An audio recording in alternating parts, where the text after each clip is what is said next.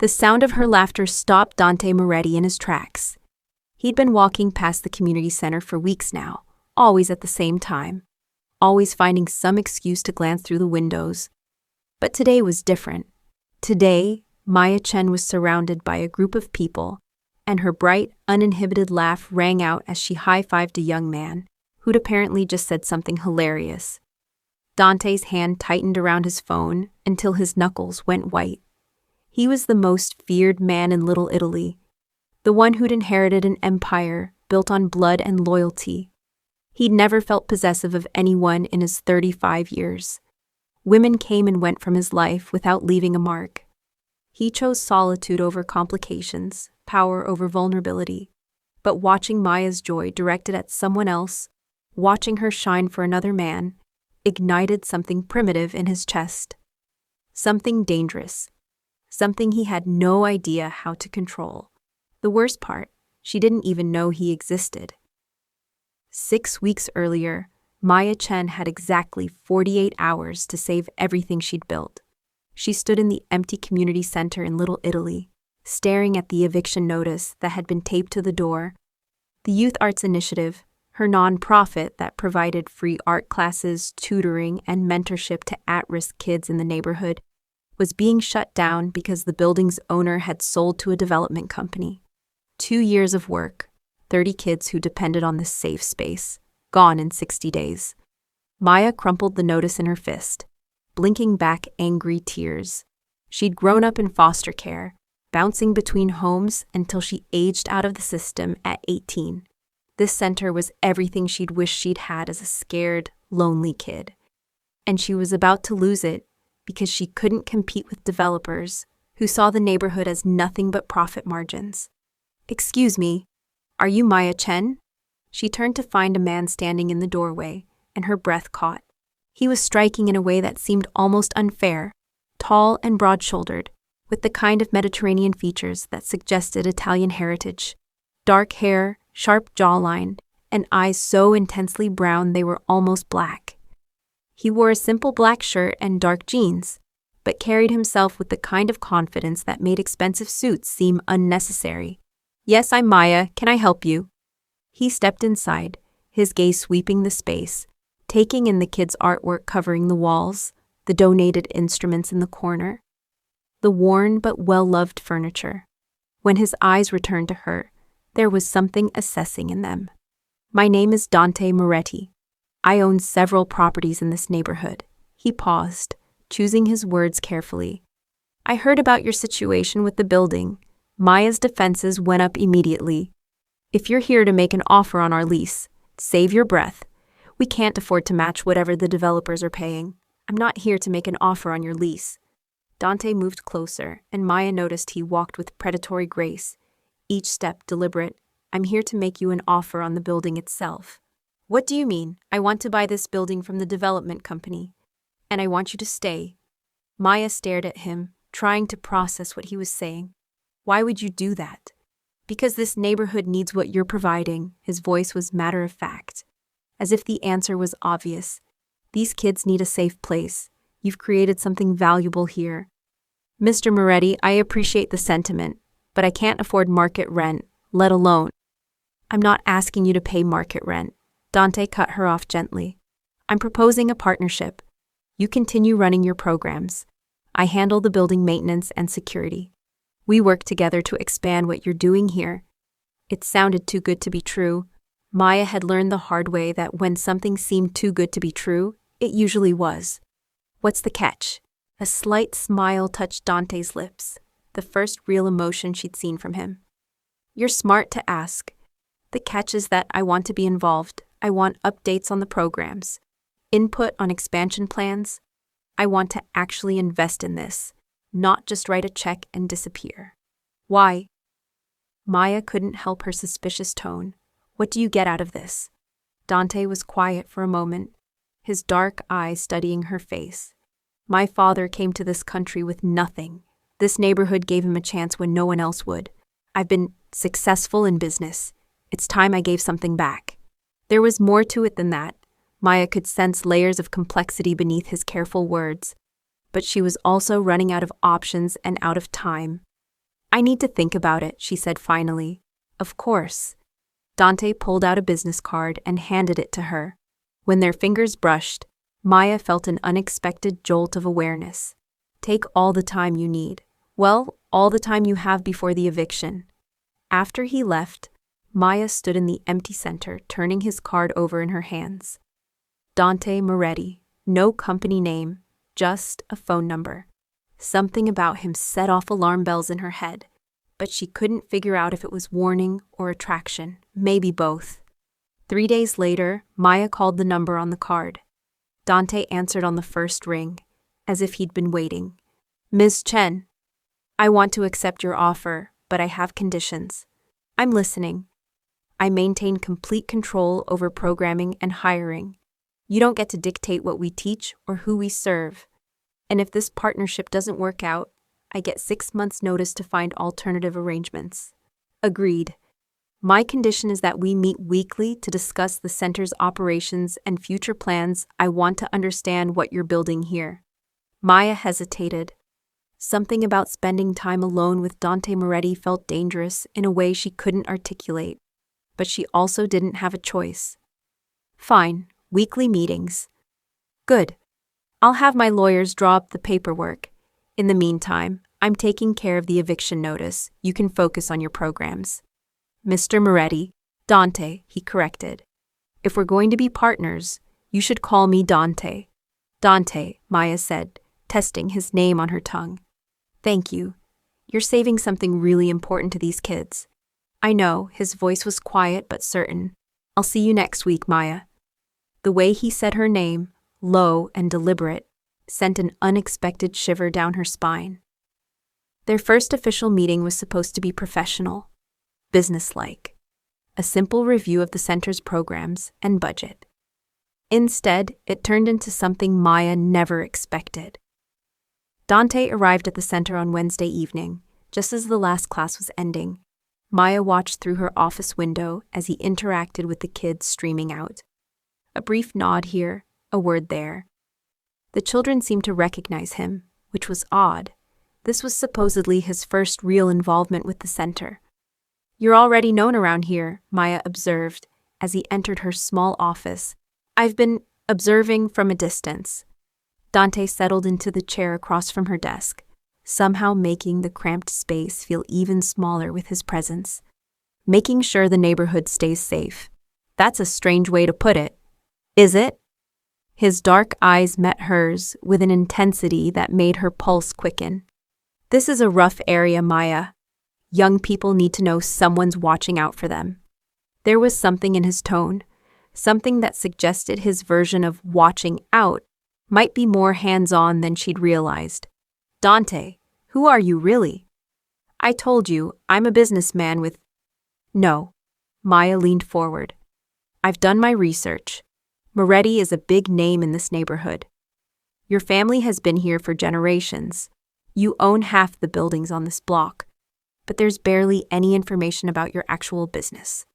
So I'll ask again, who are you? Dante studied her for a long moment, and Maya had the distinct impression he was deciding how much truth to tell her. My family has deep roots in this community, he said carefully.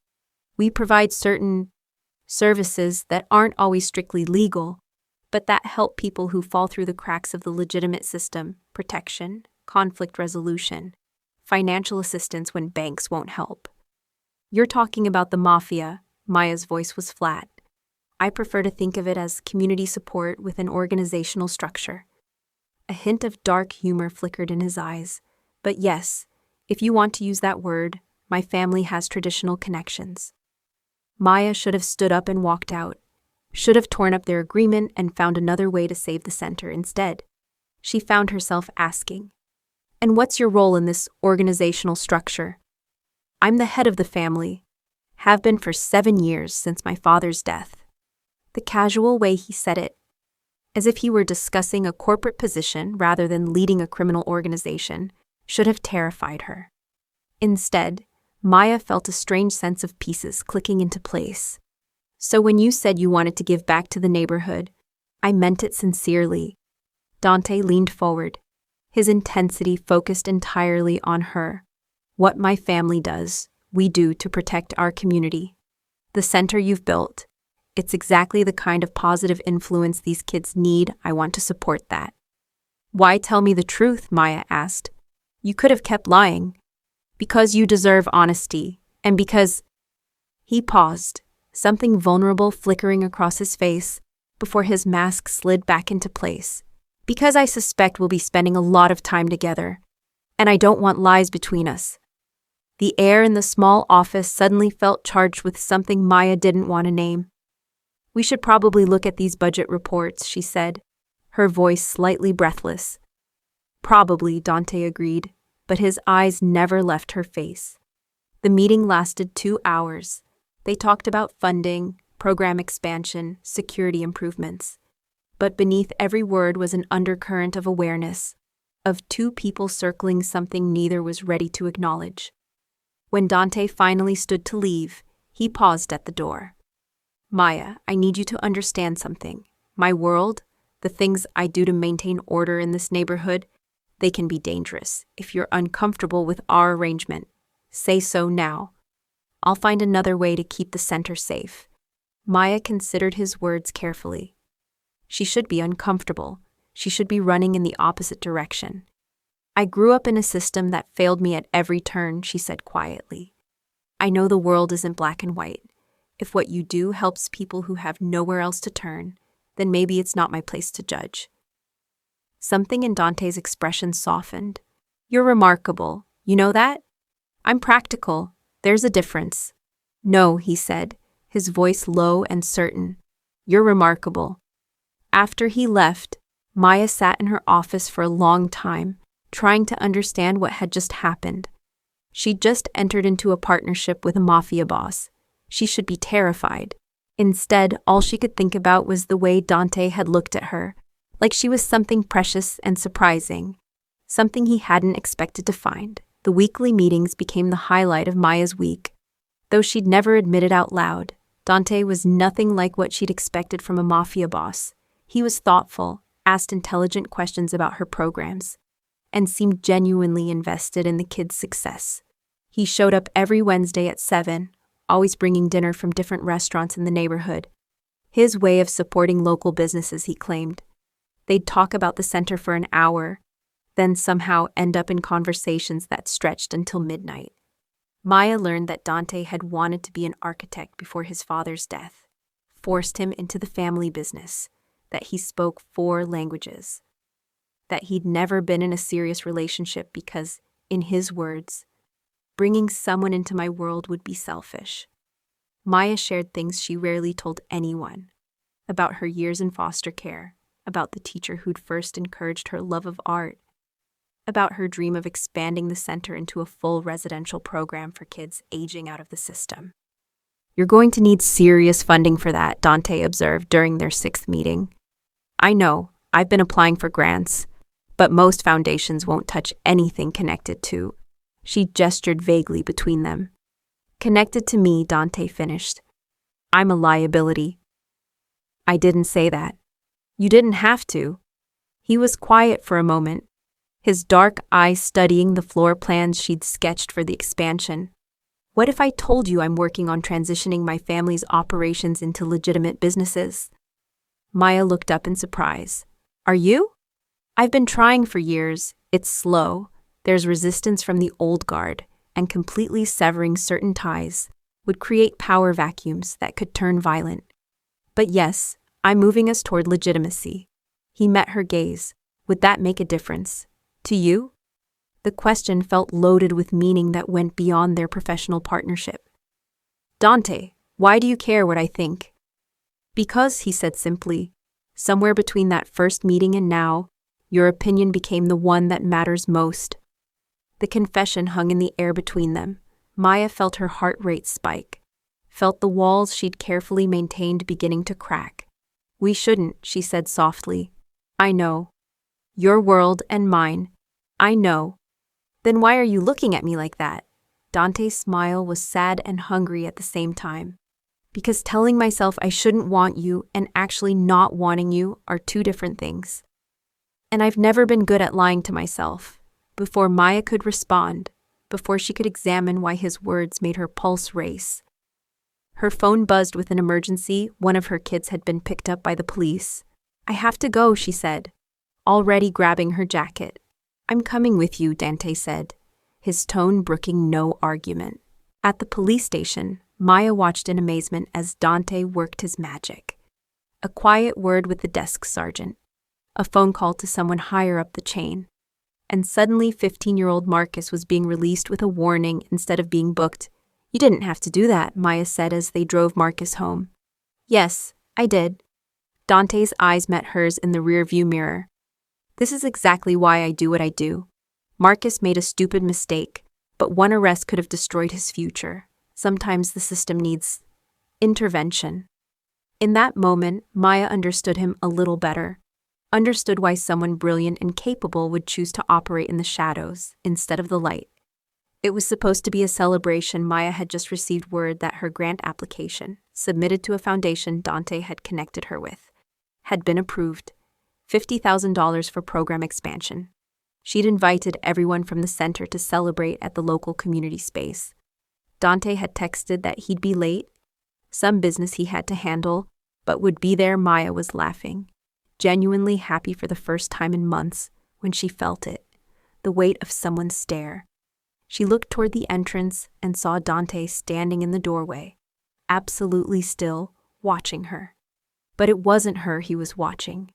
It was her and Jamal, one of the center's volunteer teachers who'd just told a hilarious story about his own teenage misadventures. Maya had high-fived him, laughing at his animated retelling, and Dante looked like he wanted to commit murder. He turned and walked out before Maya could call to him. "Excuse me," she murmured to Jamal, already moving toward the door. She found Dante outside, standing in the shadows of the building next door. His hands were shoved in his pockets, his jaw tight with tension. "Dante, what's wrong?" "Nothing," he said, his voice clipped. "You should go back to your celebration." "Not until you tell me why you're acting like this." "I'm not acting like anything.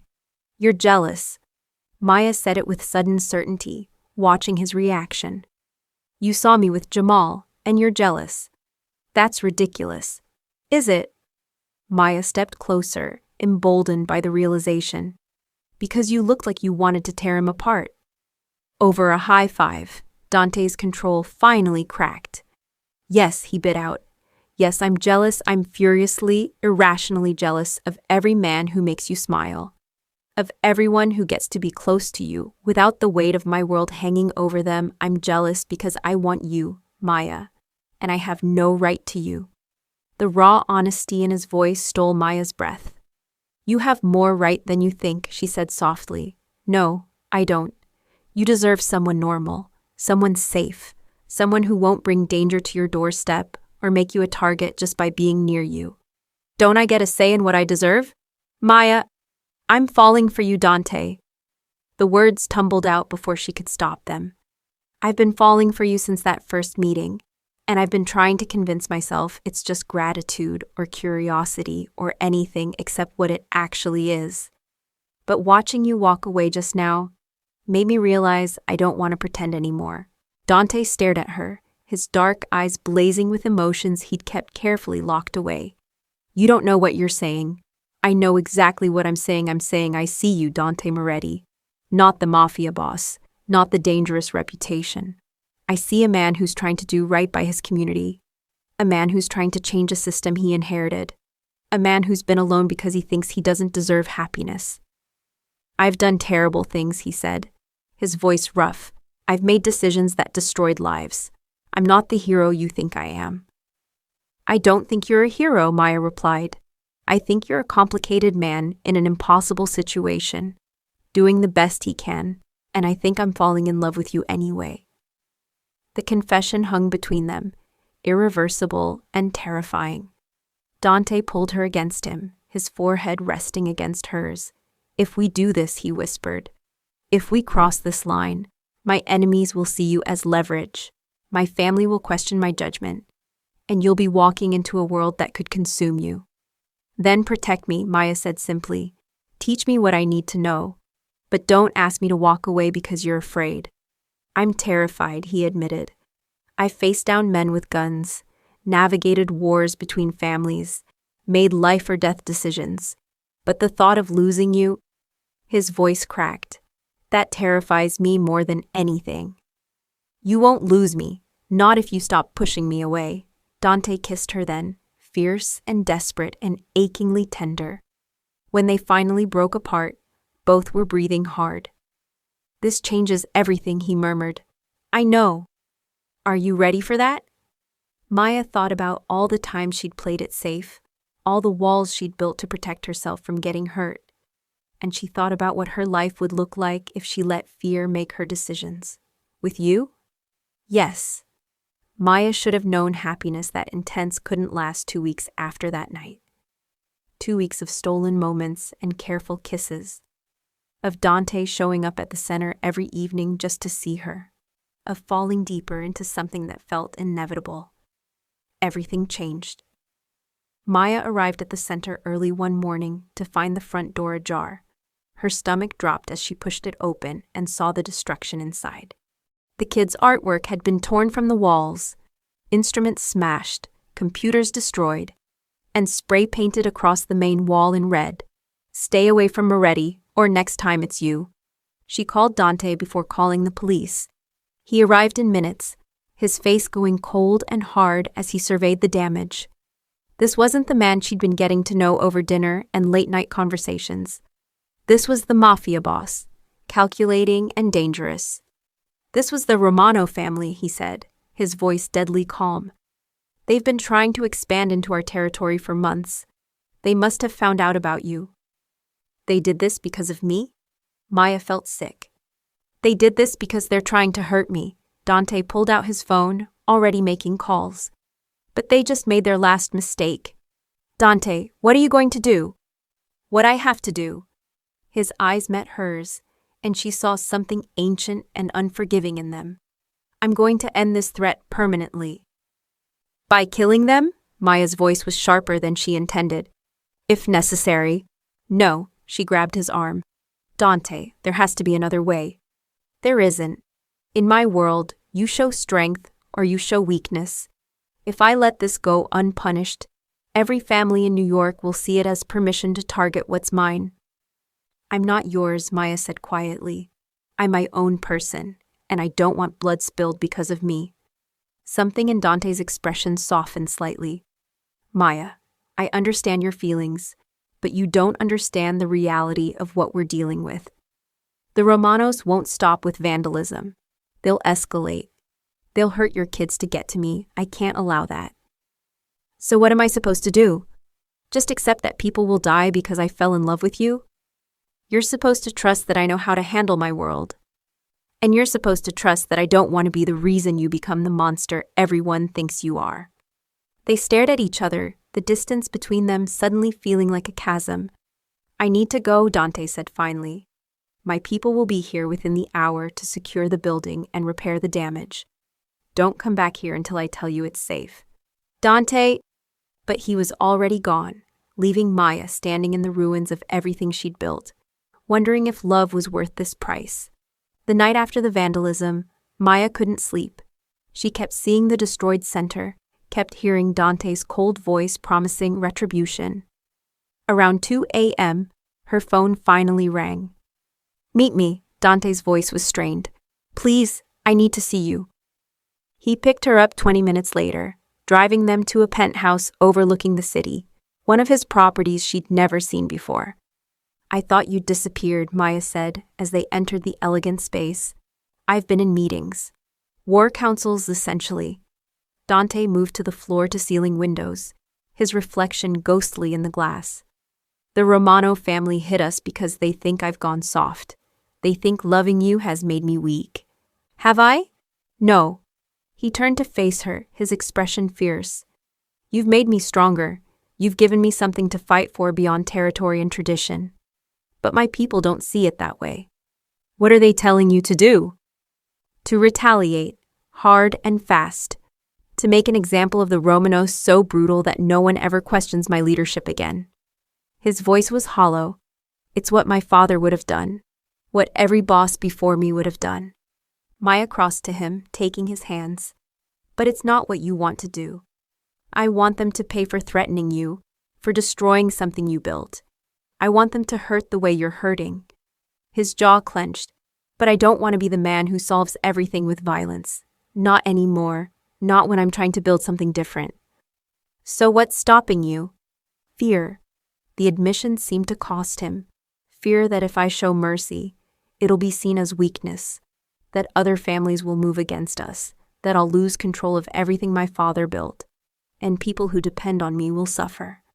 Maya studied his face. The exhaustion, the conflict, the weight of impossible choices. Can I tell you what I see? Please. I see a man who's been told his whole life that strength means never backing down, never showing mercy, but real strength is choosing a harder path because it's the right one. She squeezed his hands. You want to go legitimate? You want to change how your family operates. Maybe this is your chance to prove that there's a different way. By doing what? Letting them destroy your center without consequences? No, by finding a consequence that doesn't require bloodshed. Maya could see him considering it. You're brilliant, Dante. You've navigated this world for years. There has to be another way to show strength. It's risky. If I miscalculate, then we deal with it together, but at least you'll know you tried to be the man you wanted. Dante pulled her into his arms, holding her so tightly she could barely breathe. You're asking me to gamble everything on the belief that I can change a system that's been in place for generations. I'm asking you to gamble on yourself, on us, on the future you keep saying you want to build. They stayed like that for a long time, two people standing at a crossroads, knowing that whatever decision they made would define everything that came after. Finally, Dante pulled back, his eyes clear with determination. Okay, we do this your way, or at least, we try. What's the plan? I call a meeting with the 5 families. I lay out terms. The Romanos leave New York voluntarily, or I unite every other organization against them. I make it clear that the cost of war with me isn't worth whatever they hope to gain. Will it work? I don't know. Dante's smile was grim. But I'm about to find out if I'm as smart as you think I am. 3 days later, Dante sat in a private room at an upscale Italian restaurant in Manhattan, surrounded by the heads of New York's 5 major crime families. Maya wasn't there. He'd insisted she stay somewhere safe, but he carried her words with him like armor. Gentlemen, he began, his voice carrying the authority of someone who'd been born into power and learned to wield it. We're here because the Romano family made a strategic error. They attacked civilian property under my protection, thinking it would make me look weak. Antonio Romano, a thick-necked man in his 60s, sneered. You are weak, Moretti. Everyone knows it. You're trying to go legitimate, pulling back from the businesses that made us powerful. You're in love with some girl who makes you think you can be something you're not. You're right about one thing, Dante said calmly. I am trying to go legitimate. I'm transitioning my family's operations away from illegal enterprises because I believe we can make more money, maintain more power, and cause less destruction through legal means. That's naive, Antonio spat. Is it? In the past 2 years, my real estate developments have generated more revenue than any of my father's gambling or loan operations. My construction company employs 300 people legally, with benefits and retirement plans.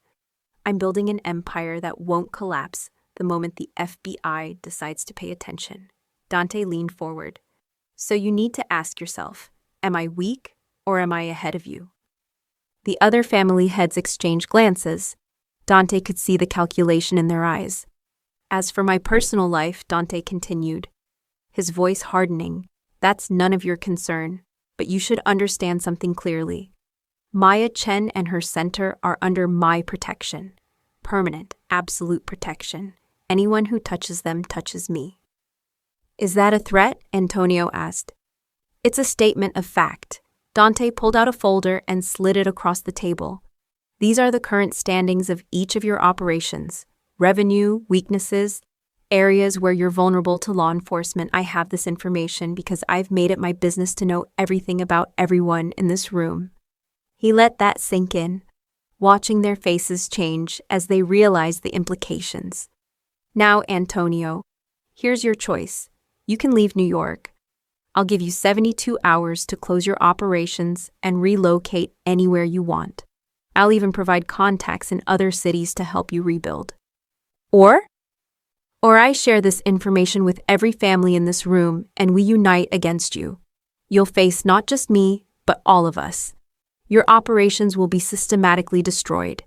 Your people will defect, and you'll end up in prison or in the ground. Dante's voice was cold and certain.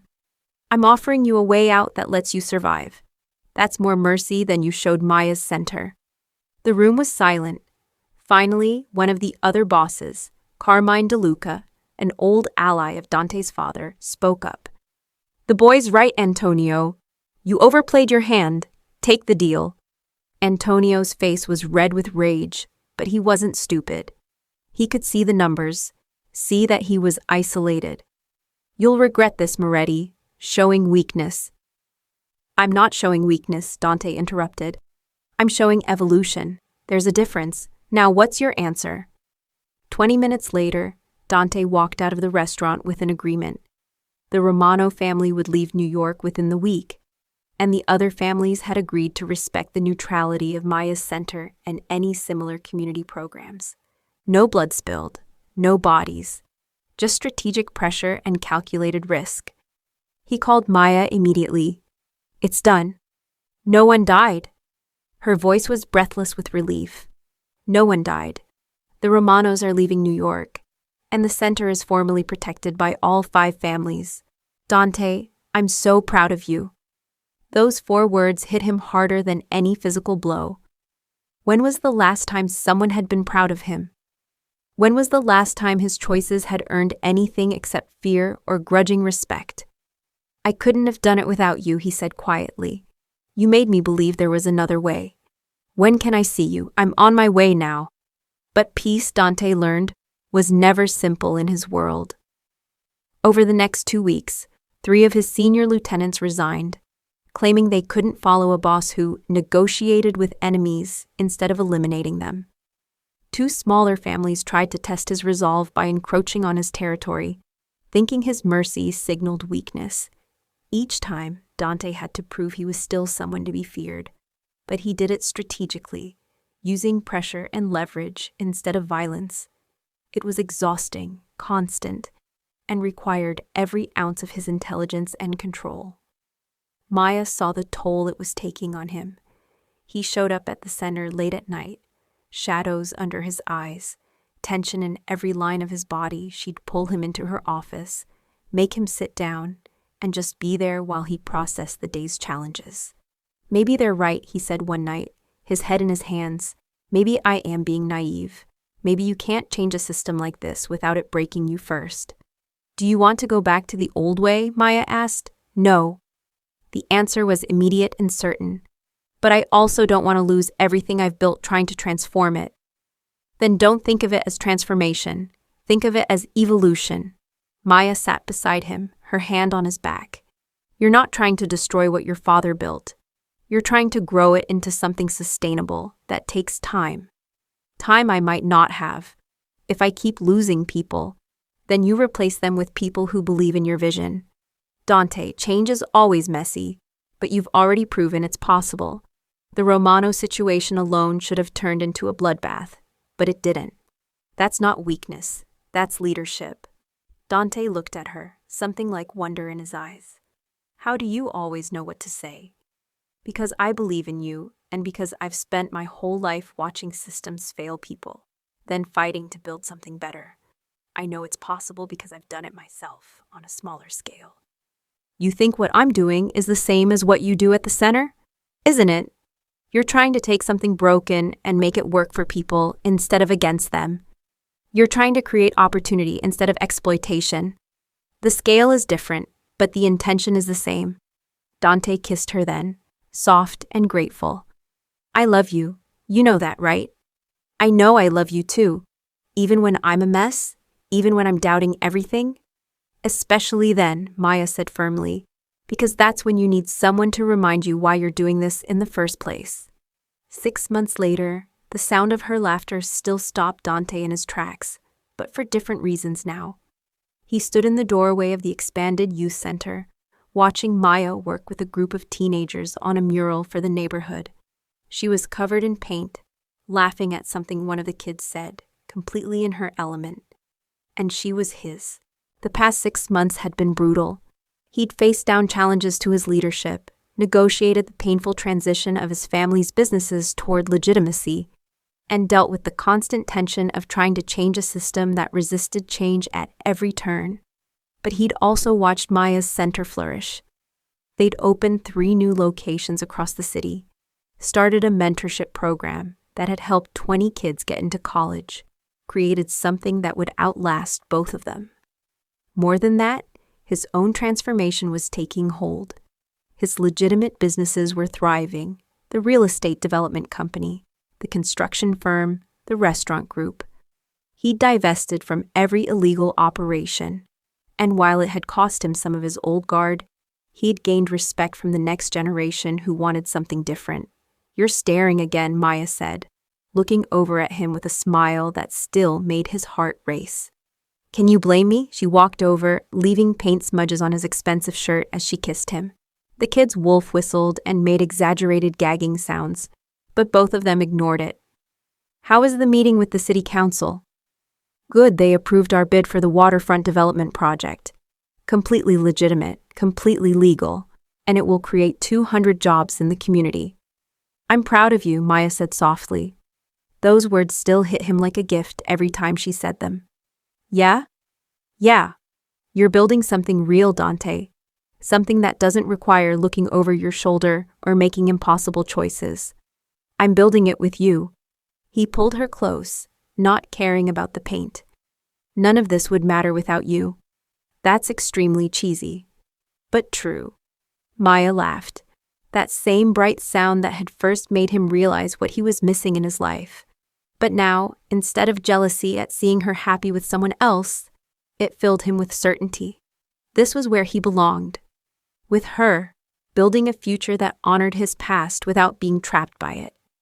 "What are you thinking about?" Maya asked, sensing his shift in mood. "About how I saw you laughing with Jamal 6 months ago and thought I was losing something I didn't even have yet," Dante admitted. "About how jealousy made me realize what I wanted but was too afraid to reach for. And now I know that some risks are worth taking. Some love stories are worth fighting for, and some women are worth changing everything for." Maya kissed him again, longer this time, until the teenagers started making even louder comments. Okay, she said, pulling back with a laugh. "I have a class to teach. And I have a meeting with the mayor, but dinner tonight? Always." As Dante left the center, he pulled out his phone and looked at the message from his underboss. "Final transition complete, all illegal operations closed. Family is now 100% legitimate." It had taken 6 months of careful maneuvering, strategic planning, and no small amount of risk. But he'd done it. He'd transformed his father's empire into something that could survive in the light instead of just the shadows. And he'd done it because a woman who believed in second chances had looked at him and seen not just what he was, but what he could become 2 months later. On the anniversary of the day Maya had called him about saving the center, Dante brought her back to that first location. "Why are we here?" Maya asked as he led her inside the empty building. It was after hours, but he'd arranged for candles to be lit throughout the space. "Because this is where everything changed," Dante said. "This is where I met you, where I realized there was more to life than power and control, where I started to believe I could be someone different." "Dante, let me finish." He took her hands, his heart pounding in a way that no business negotiation or dangerous confrontation had ever made it pound. "Maya Chen, you walked into my life when I'd given up on being anything except what I'd inherited. You saw something in me I didn't even see in myself. You challenged me to be better, to build something lasting and good." He dropped to one knee, and Maya's breath caught. "I love you. I love your strength, your compassion, your absolute refusal to accept the world as it is when it could be better. I love that you challenged me, changed me, and chose me despite every reason not to." He pulled out a ring box. "Marry me, build this life with me. Let me spend every day earning the gift you've given me." Maya was crying now, nodding before he'd even finished. Yes, yes, of course, yes. As Dante slipped the ring on her finger and pulled her into a kiss, Maya thought about the journey that had brought them here, the fear and the risk, the obstacles and the opposition, the times they'd almost given up but they hadn't. They'd chosen each other again and again until that choice became their foundation. And standing there in the place where it all began, surrounded by candlelight and the ghosts of possibilities, they both knew this was just the beginning. The best was yet to come. 2 years later, the Moretti Community Foundation's grand opening was everything Maya had dreamed of and more. The converted warehouse now housed classrooms, art studios, a recording studio, computer labs, and a full gymnasium. It was 3 times the size of their original center, funded entirely by Dante's now legitimate real estate empire and donations from families whose lives they'd changed. Maya stood at the podium, looking out at the crowd of kids, parents, city officials, and community leaders. Her hand instinctively went to her rounded belly, 6 months pregnant with their first child. 2 years ago, I was about to lose everything, she said into the microphone. The center I'd built was being shut down, and I thought my dream of helping kids like me, kids who needed a safe place and someone who believed in them, was over. Then someone offered me a partnership that seemed too good to be true. Her eyes found Dante in the crowd, standing with his new team of executives, all young, ambitious people who believed in building legitimate businesses that served their community. He smiled at her with such love it made her chest ache. That partnership changed my life. It gave me the resources to expand this program. But more than that, it gave me a partner who believed in the work as much as I did, who pushed me to dream bigger, who proved that people can change, that legacy doesn't have to define destiny, and that sometimes the most unexpected partnerships create the most extraordinary outcomes. After her speech, as the crowd mingled and explored the new facility, Dante pulled her aside to a quiet office in the back. Inside was a wall of photographs, every kid who'd gone through their programs over the past 2 years, with updates on where they were now. College acceptances, job placements, success stories, and in the center, a new plaque, the Maya Moretti Center for Youth Excellence. "You named it after me," Maya's voice was thick with emotion. "I wanted to name the whole foundation after you, but you said no. So I compromised." Dante wrapped his arms around her from behind, his hands resting on her belly. "This is your legacy, Maya. Your vision, your heart. It should carry your name." "Our legacy," she corrected. "Our vision. This exists because you were brave enough to change, to believe there was a better way." "I was brave enough to love you," Dante murmured against her hair. Everything else followed from that.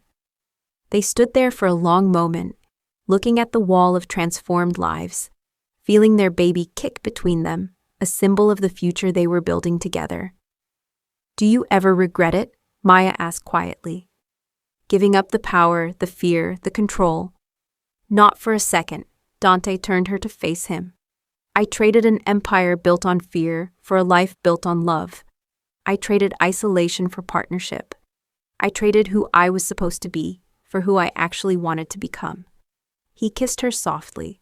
"That's not a sacrifice. That's the best decision I ever made." "Even when you saw me laughing with Jamal and wanted to murder him," Dante groaned. "Are you ever going to let me live that down?" "Never," Maya grinned. "It's one of my favorite stories. The great Dante Moretti, brought to his knees by jealousy over a high five. I prefer to think of it as the moment I realized I was in love with you and terrified of losing you before I even had you." "That's a much more romantic way to put it. I'm a romantic now. You've ruined me." Maya laughed, and the sound still made Dante's heart race the way it had that first time he'd seen her at the center, but now, instead of jealousy and fear, It filled him with certainty and peace. This was his life now. This woman, this work, this future they were building together, not perfect, not without challenges, but real and honest and theirs. As they rejoined the celebration hand in hand, Dante thought about the man he'd been 2 years ago. Isolated, trapped by legacy, convinced that power was the only thing worth having. That man would never have believed he could be this happy, this fulfilled, this free. But Maya had shown him a different path. She'd challenged him to be brave enough to change, to build something that mattered beyond money and control. And standing there, surrounded by kids whose lives they'd transformed, with his wife beside him and his child growing inside her, Dante knew that some risks really were worth taking. Some love stories were worth fighting for, and some people were worth changing your entire world for. Their story had begun with jealousy and impossible odds, with 2 people from different worlds deciding that maybe, just maybe, they could create something new together, and they had. Not just a love story, but a legacy. Not just a partnership, but a promise to keep changing, keep growing, keep building something worth fighting for. As Maya laughed at something one of the kids said, Dante squeezed her hand and smiled. They were just getting started. The best was yet to come.